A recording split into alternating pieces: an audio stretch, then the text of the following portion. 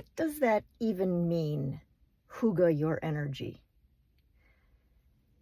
When we start to think about and dread and the darkness and the days ahead, we're in our thinking brain. We got our big old brains tapped into all our thoughts and fears and dreads and it's really, really hard to think yourself into a better mood or a more motivated mood. But our emotions and our energy are closely linked. If we change our energy, we change our emotions. If we change our emotions, we change our energy. So if you want to get in a better mood, you can use your energy systems to make that change.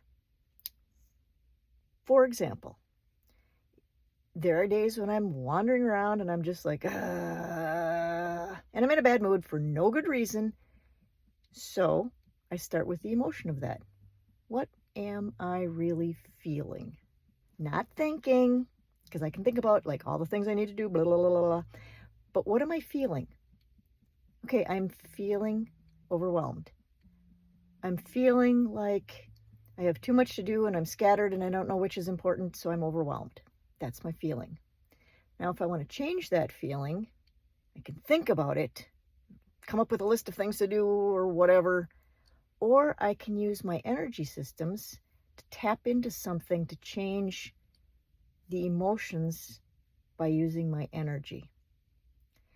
And the energy protocols that I'll teach you in the Hygge Your Energy workshop aren't 15-minute long complicated things, because my brain doesn't work that way. I have a really short attention span.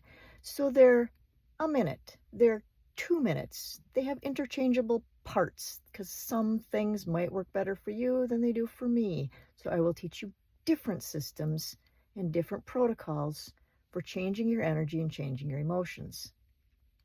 But by using our energy, we can directly tap into the soothing part of our nervous system, because that's what Hygge is all about, is learning to bring in ways to make us feel cozy, to make us feel comforted, to make us feel more calm, rather than being stuck here in worry and fear and dread or whatever else winter does to your head. So I will be teaching you these short little protocols.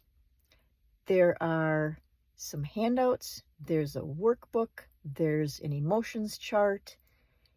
Some of that is listed in the bonuses, but it's all ways that give you those tiny little bite-sized, quick ways to get out of your head, to get into your heart, and to bring you ways of comforting, self-soothing, making your winter cozy and not wrapped up in fear.